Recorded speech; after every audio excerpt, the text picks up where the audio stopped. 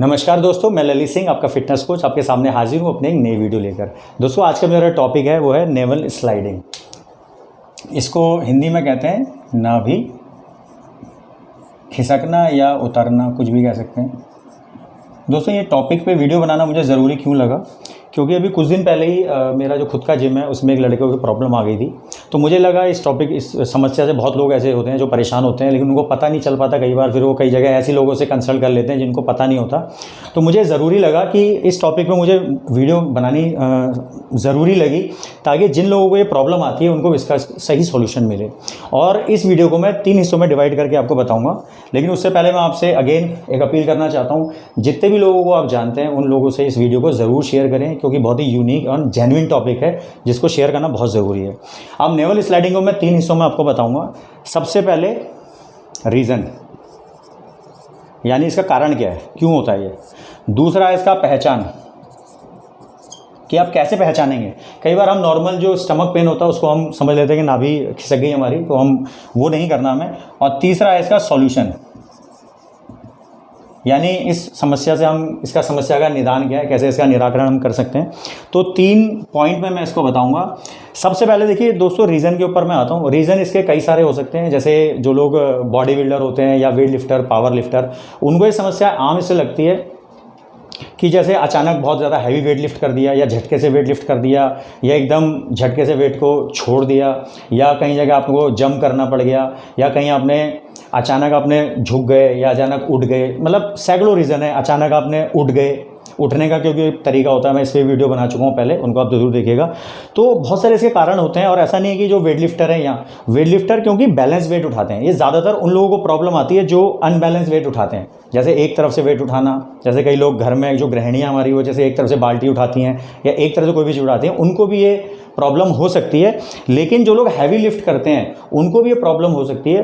Problem का कोई ऐसा दायरा नहीं है कि मैं स्पेसिफिक कहूँ कि इन्हीं को ये प्रॉब्लम होती है। लेकिन जिम पर्पज़ में इसलिए बता रहा हूँ क्योंकि जिम में वेट लिफ्टिंग भी की जाती है, पावर लिफ्टिंग भी की जाती है, और कई तरह के हम हैवी लिफ्ट करते हैं, चाहे स्क्वाट्स हो, डेड लिफ्ट हो, या कोई और भी हम एक्टिविटी करते हैं। तो ये इसके कारण होते हैं। कोई भी आप हैवी लिफ्ट करें, हैवी जंप करें, तो इससे नाभि खिसकने की संभावना हो सकती है। दूसरा, अब आते हैं पहचान। इसकी पहचान क्या है दोस्तों? इसकी पहचान कई सारी है, जैसे स्टमक में बहुत तेज पेन होना, या बार बार टॉयलेट जाना, बार बार स्टूल पास करने की इच्छा होना। लेकिन इसका एक सबसे सटीक जो पहचान है वो ये है कि आप कोई भी मेजरमेंट टेप लीजिए, या कोई आप धागा भी ले सकते हैं, उसे अपने नेवल पे रखिए और अपने निप्पल से दोनों को देखिए। अगर ये इक्वल आ रहा है, ये मैं आपको कन्फ्यूज़न बता रहा हूँ, कई लोग कन्फ्यूज़ भी हो जाते हैं कि यार ये नाभि खिसकना क्या वाकई में नाभि खिसकने की समस्या है, तो कैसे उसे आप पहचानेंगे कि वाकई ये नेवल स्लाइडिंग है। तो उसका सबसे सटीक और सही तरीका क्या है, आप अपनी कोई मेजरमेंट टेप लीजिए या कोई धागा लीजिए, उसे अपनी नेवल पॉइंट पर रखिए और दोनों निप्पल पर देखिए, उसे नाप के। अगर ये डिस्टेंस सेम है तो आपको नाभि खिसकने की समस्या नहीं है, गारंटेड। और अगर इसमें डिस्टेंस आता है, ऊपर नीचे आता है, तो इसका मतलब आपको ये समस्या है। तो ये था इसका पहचान। अब आते हैं सॉल्यूशन के ऊपर। दोस्तों, आज मैं लिख कम रहा हूँ, वर्बली ज़्यादा बोल रहा हूँ। तो सॉल्यूशन, अब सॉल्यूशन को भी 2 हिस्सों में डिवाइड करूँगा। एक होगा इसका रेमेडी, क्या इसकी औषधि है, और एक है एक्टिविटी, कि अगर आपको प्रॉब्लम हो जाए तो आप इसको कैसे शॉर्ट आउट कर सकते हैं। तो इसको भी मैं 2 हिस्सों में बताऊंगा आपको। रेमेडी, सबसे पहले रेमेडी पे चलते हैं। इसकी रेमेडी क्या है, आपको 2 चीज़ें लेनी है। नंबर 1 आपको लेना है आंवले का पाउडर, आंवला पाउडर, और दूसरा आपको लेना है नींबू का रस।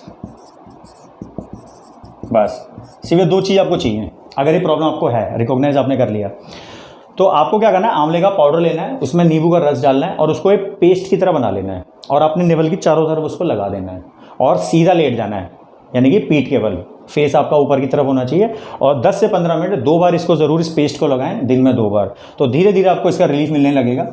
ये था इसका रेमेडी। अब इसका सोल्यूशन क्या है, कौन सी ऐसी एक्सरसाइज हैं। वैसे तो बहुत सारी एक्सरसाइज हैं योगा के अंदर, लेकिन 4 मैं आपको मेन एक्सरसाइज बताऊंगा। 4 में से बताता हूँ क्योंकि मेरा ज़्यादातर ये उद्देश्य रहता है कि मतलब ऐसी सिंपल एक्सरसाइज बताऊँ जो कोई भी कर सके, बहुत आसानी से समझ सके। एक्सरसाइज बहुत सारी हैं, लेकिन मैं आपको 4 ऐसे आसन बता रहा हूँ, या एक्सरसाइज कह लीजिए, जिसको इधर लिख देता हूँ मैं थोड़ा। सबसे पहला आता है बोट पोज, इसको मैं हिंदी में ही बताऊंगा अभी। दूसरा आता है क्रोकोडाइल पोज, ऊपर लाइट चल रहा है। तीसरा आता है लेग रेज होल्ड पोज, और